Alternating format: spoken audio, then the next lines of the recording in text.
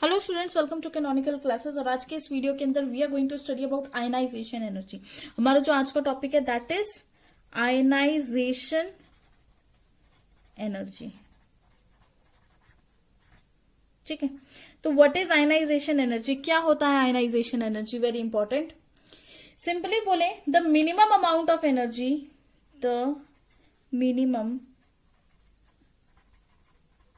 Amount of energy required, the minimum amount of energy required to remove electron, ठीक है, to remove electron from the outer most shell. कहां से electron निकालना है हमने? From the outer most shell of an isolated gaseous atom। ठीक है, very important. क्या होती है ionization energy? It is the minimum amount of energy required to remove an electron from the outer most shell of an isolated gaseous atom.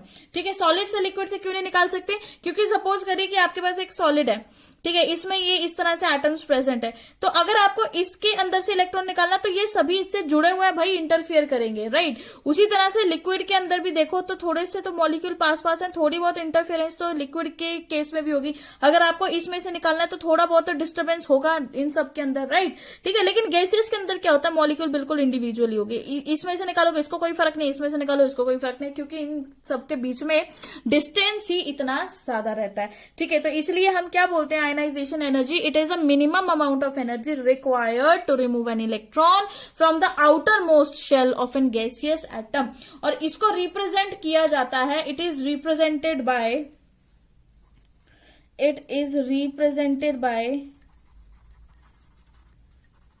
किससे represent करेंगे? Delta I H से और आई ई। या तो आपको कहीं आई ई लिखा मिल जाएगा या फिर डेल्टा आई एच इस तरह से लिखा मिल जाएगा। ठीक है, तो कोई भी मेटल है अपनी गैसियस स्टेट में, उसको आपने एनर्जी दे दी बाहर से, है ना, किसी भी हीट की फॉर्म में दे दो, चाहे किसी भी फॉर्म में दे सकते हो, एनर्जी आपने दे दी तो वो क्या बन जाएगा? आयन बन जाएगा, प्लस एक इलेक्ट्रॉन वहां से निकल जाएगा। ठीक है, तो दिस इज सिंपली ये क्या शो कर रहा है कि मेटल, गैसियस मेटल को आपने आयनाइजेशन एनर्जी दी तो एम पॉजिटिव बन गया और एक इलेक्ट्रॉन निकल गया, कैटायन बन गया और इलेक्ट्रॉन निकल गया। ठीक है, तो this is the minimum amount of energy जो इसको चाहिए थी एक आयन बनने के लिए, इसीलिए इसको क्या बोला जाता है? Ionization energy.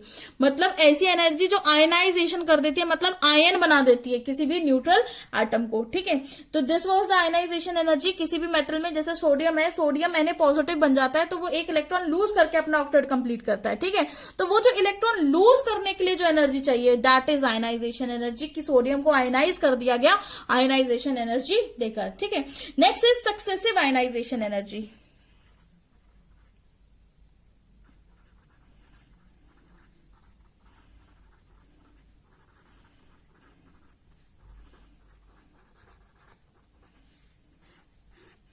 Successive ionisation energy क्या होता है? देखिए, सक्सेसिव आयनाइजेशन एनर्जी हम सिंपली बोलेंगे the ionization energy required to remove successive, जो आपके सक्सेसिव इलेक्ट्रॉन्स होंगे उसको बोलते हैं। ठीक है, सक्सेसिव इलेक्ट्रॉन्स मतलब अभी बताती हूँ, पहले ये लिखते हैं द आयनाइजेशन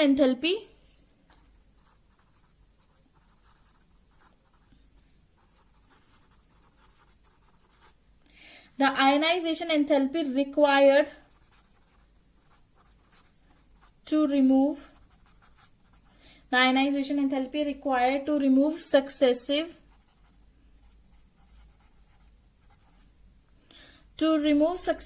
electron।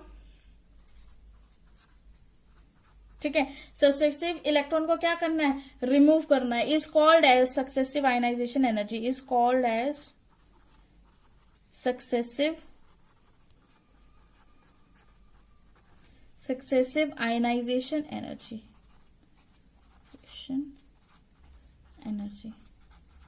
ठीक है, क्या बोलेंगे उसको? Successive ionisation energy. For example आपके पास कोई भी मेटल है, ठीक है, ये मेटल सबसे पहले आपको किस स्टेट में डालना है? इसको गैसियस स्टेट में डालना है। उसके बाद आपने इसको आयनाइजेशन एनर्जी दी, ये किस में चेंज हो गया? एम पॉजिटिव गैसेस में, प्लस एक इलेक्ट्रॉन बाहर निकल गया। ठीक है। तो इसके लिए जो आयनाइजेशन एनर्जी आपने इसको दी है वो हम क्या बोलेंगे, हमने दी है इसको डेल्टा IH1, ठीक है। आयनाइजेशन एनर्जी क्या है, डेल्टा IH1, मतलब ये फर्स्ट आयनाइजेशन एनर्जी दी है। अब इस मेटल में ये जो M पॉजिटिव G है, ठीक है, ये किस में चेंज हो गया, M पावर 2 पॉजिटिव, क्योंकि पहले से पॉजिटिव था, एक और निकाल दो तो 2 की वैकेंसी हो गई, है ना। 2 ये भी गैसेस स्टेट में है, प्लस एक और इलेक्ट्रॉन निकल गया। This ionisation is IE is equal to delta IH2। ये आयनाइजेशन एनर्जी क्या हो गई, 2 हो गई।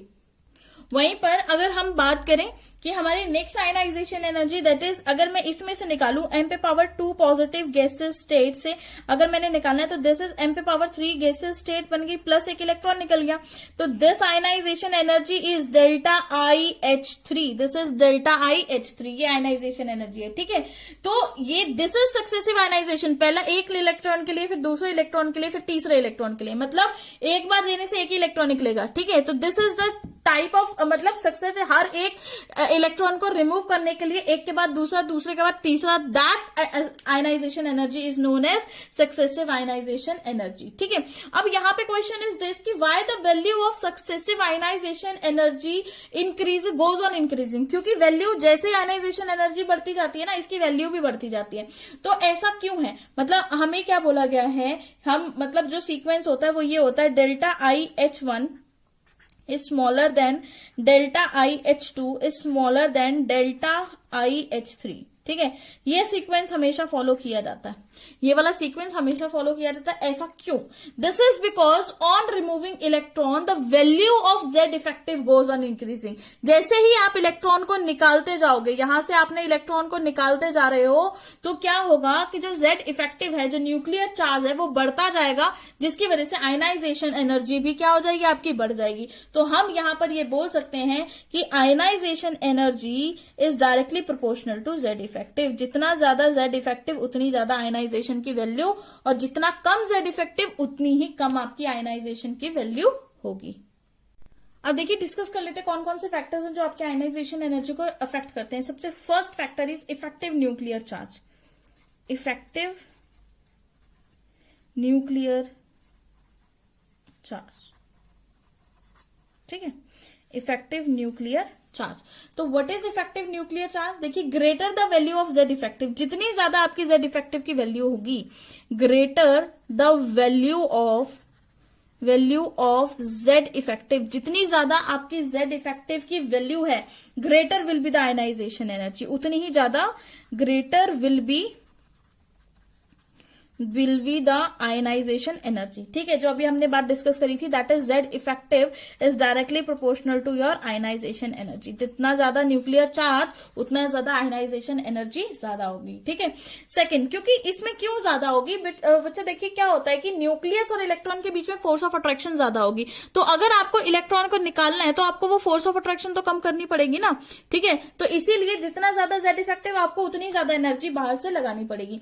Next is atomic size. Next अगर हम बात करें, next is atomic size. What is atomic size, atomic size क्या होता है, देखो एटॉमिक साइज का भी सेम इसी तरह का रोल है। Greater the size of atom, greater the size of atom,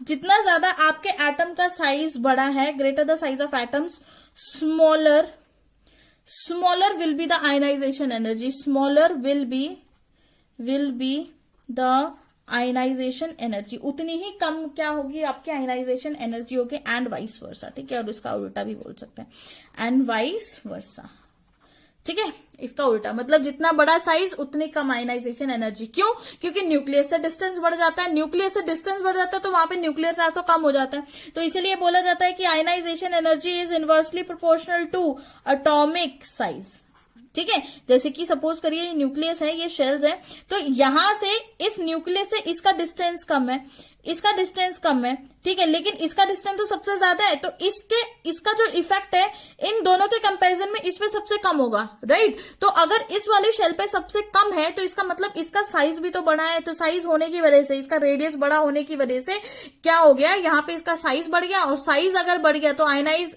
electron को निकालना बहुत आसान हो जाएगा, क्योंकि न्यूक्लियस का डायरेक्ट इसके साथ बहुत ज्यादा अच्छा रिलेशन नहीं है। तो आप वहां से जो भी आपका न्यूक्लियस है, सॉरी जो भी आपका इलेक्ट्रॉन है, उसको क्या कर सकते हो, इजिली निकाल सकते हो, राइट। ठीक है, third is screening effect. Third अगर हम बात करें तो ये स्क्रीनिंग इफेक्ट। स्क्रीनिंग इफेक्ट, ठीक है। तो देखिए स्क्रीनिंग इफेक्ट क्या होता है, greater the screening effect smaller will be the ionisation enthalpy. जितना ज्यादा स्क्रीनिंग इफेक्ट होगा, मतलब जितना इन इलेक्ट्रॉन्स के बीच में रिपल्शन जितनी ज्यादा होगी, उतना ज्यादा साइज बढ़ जाएगा। अपनी इस ओरिजिनल पोजीशन पे उसका एक्सपेक्टेड साइज इतना हो जाएगा, ठीक है। रिपल्शन की वजह से ये शिफ्ट हो जाएगा यहां पर, तो इतना साइज तो बढ़ गया। तो ये जो साइज बढ़ गया मतलब न्यूक्लियस से और भी ज्यादा डिस्टेंस बढ़ गया। तो हम इनडायरेक्टली और डायरेक्टली बोले तो बोल सकते हैं greater the screening effect, greater the screening effect, जितना ज्यादा स्क्रीनिंग इफेक्ट होता है, smaller will be the ionisation enthalpy. Smaller will be the ionisation enthalpy, उतनी ही कम क्या होगी उसकी आयनाइजेशन एंथैल्पी होगी। या हम बोले कि ionisation enthalpy is inversely proportional to what, screening effect. ये बात भी हम कह सकते हैं कि आयनाइजेशन एनर्जी जो है वो इनवर्सली प्रोपोर्शनल स्क्रीनिंग इफेक्ट के है, inversely proportional to atomic size के है, एंड डायरेक्टली प्रोपोर्शनल टू आपके जेड इफेक्टिव के है, ठीक है। नेक्स्ट अगर हम फोर्थ पॉइंट की बात करें, fourth point is penetration effect, ठीक है। Penetration effect, penetration effect, what is penetration effect, मतलब इलेक्ट्रॉन सबसे जल्दी सॉरी इफेक्शन लिख दिया मैंने। पेनिट्रेशन इफेक्ट में क्या होता है, इलेक्ट्रॉन सबसे जल्दी किस कौन से ऑर्बिटल में जाता है। तो देखिए सबसे ज्यादा पेनिट्रेशन एस का होता है, देन पी का होता है, देन डी का होता है, उसके बाद एफ। क्योंकि एस के ऊपर जो है न्यूक्लियस का चार्ज सबसे ज्यादा रहता है, क्योंकि ये न्यूक्लियस के बिल्कुल क्लोज है ना। तो इसके अंदर सबसे ज्यादा पेनिट्रेशन इफेक्ट देखने को मिलता है कि इलेक्ट्रॉन सबसे पहले, जैसे 3D और 4s की बात करें तो इलेक्ट्रॉन 4s में जल्दी फील हो रहा था देन 3D। रीजन क्या था उसका, यही रीजन था कि एस जो है उसकी एनर्जी कम होती है, इलेक्ट्रॉन जल्दी से पेनिट्रेट कर सकता है, देन डी ऑर्बिटल, राइट। तो हम यहां लिख सकते हैं greater the penetration effect, greater the penetration effect, जितना ज्यादा पेनिट्रेशन इफेक्ट होगा greater will be the ionization energy, greater will be the ionization energy, उतनी ज्यादा क्या हो जाएगी उसकी, यहां पे लिख देती हूं आयनाइजेशन एनर्जी उसकी उतनी ही ज्यादा हो जाएगी, ठीक है, एंड वाइस वर्सा। तो हम बोलेंगे कि पेनिट्रेशन इफेक्ट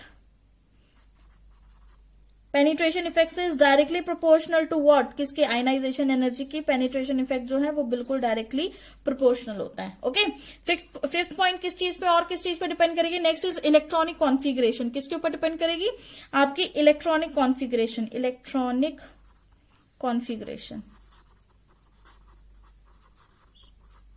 ठीक है, इलेक्ट्रॉनिक कॉन्फ़िगरेशन के ऊपर भी डिपेंड करेगी। तो इलेक्ट्रॉनिक कॉन्फ़िगरेशन की अगर हम बात करें तो देखिए, तो एक्स्ट्रा स्टेबल इलेक्ट्रॉनिक कॉन्फ़िगरेशन होती है वो दो होती हैं, ठीक है। Extra stable electronic configuration,